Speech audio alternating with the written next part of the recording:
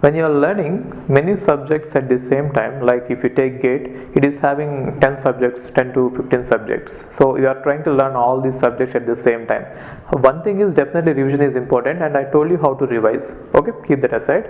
And now, what is the order that we should follow? One thing is, only few subjects are interrelated. For example, TOC and compiler design are interrelated, and other subjects, it is better that you can do any order, it is not an issue. But if you can start the way I told you, like according to the weightage of the marks, then it is good.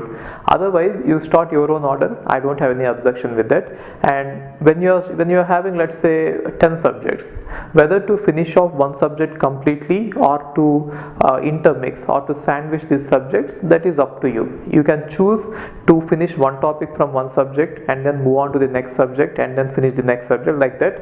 Or you can continuously go for the completely do whatever videos are available in one subject and then switch on to the next one. So you can do that method as well. So both are okay, both are fine. But then the main thing is, how many hours should you continuously be studying in order to grasp as much as possible? Okay, so just for this reason, there are various researchers working on this area about how focused we will be and how long we should really focus intensely on something. So it varies from field to field. So some fields you will be able to focus on the task for a long time. In some fields, especially like students, if you are a student and if you are trying to learn something by reading or by attending some classes, people say that students cannot concentrate for more than 15 minutes. I think it is 17 minutes, that is what I read in one of the research papers. 17 minutes is what they have given.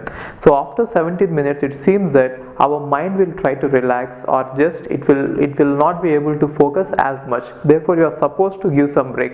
But then I think especially students in India are well trained in such a way that they could focus for longer hours. They have been trained by their parents and then the schools, colleges. I think most of you must be having these tuitions when you are in school. So the tuitions generally run for, I think, 3 hours or 4 hours. Therefore you are trained to sit in one place and then focus entirely on the on your books for 3-4 hours. But I think that is not a good thing to do. So my suggestion is, for 20 to 30 minutes you just watch a video, and after doing that, take a quick break, a small break, short break for 2 to 3 minutes. Either you stand up, walk, come back, or listen to a song or watch a good video. But then the problem is, once you go to YouTube, it will not stop. You will not be able to stop it in 5 minutes. You'll continuously go on. See, especially one thing you should be really careful when you are doing online courses is, you will be having this internet on and you will be on the laptop or computer. It is very easy to switch the tab to Facebook or YouTube or any other site which will just take you away. So just be careful with that. So whenever you are studying, even if you have dedicated 3 hours of time or 4 hours of time for preparation, for GATE preparation, see that during that time you don't take any phone calls or you don't open Facebook or any other sites. After that 3-4 hours, yes, your social life is always there. So just for these 3-4 hours whichever you are focusing, don't deviate too much. But then within these 3-4 hours, every half an hour, stand up, walk, have some water or listen to some music, just a song, and again get back, so that the entire 3 hours you will be able to focus. Don't continuously do it for 1 to 2 hours. So 1 to 2 hours if you are continuously reading, I don't think that many people will be able to focus for a long time. You might feel sleepy. So just give some breaks, okay? And then the subjects, you follow them according to the weightage that I have given, or you can follow in any order. Now if you watch some of the subjects, I generally upload some of the topics and then move on to the next subject without finishing it completely. The reason is, some of the topics in some subjects are not very important compared to the other topics in other subjects. I want to finish all the important topics in all these subjects as much as possible. For example, most of the subjects will have 90% weightage from 80% of the syllabus, and 20% remaining 20% is not so important. They rarely ask questions. If we take operating systems, for example, there is file systems, they rarely ask questions like that. So these topics I'm just leaving it there, so you can leave them there, and later when I upload you can do that. Okay.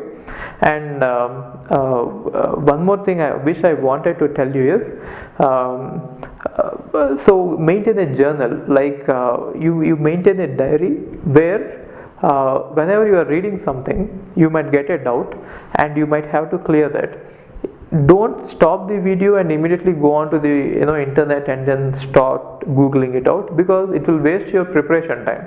Just that googling out and then the doubt preparation, you can keep it to your other times. For example, while you are traveling, you can do that on your mobile phone, google out about the topics which you don't know.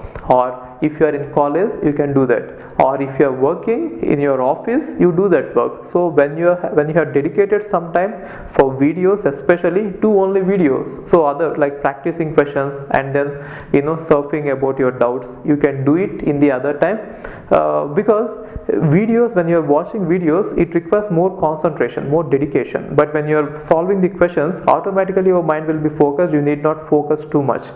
Got it? And what is the best time to study is, again, there are various arguments about this. I feel that the best way to study is when you are not tired and when you are not very drowsy.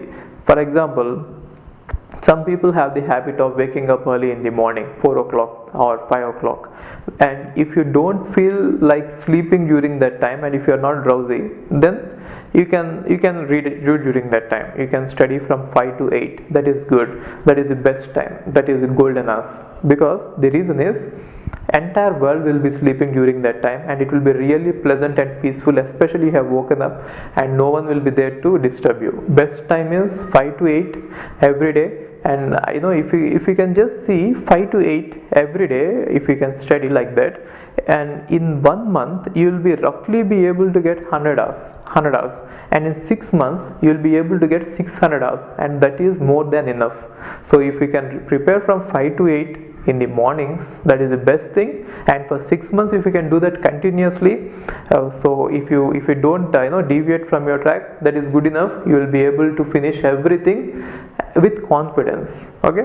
And the second thing is, some people are especially used to working in the nights. Yes, if you are like that, and if that works for you, go for that. Okay. So if you are good with working from 10 to 1 p.m, if you are already used to that for many years, don't try to change it as of now. We cannot do a lot of things. So you can watch this book.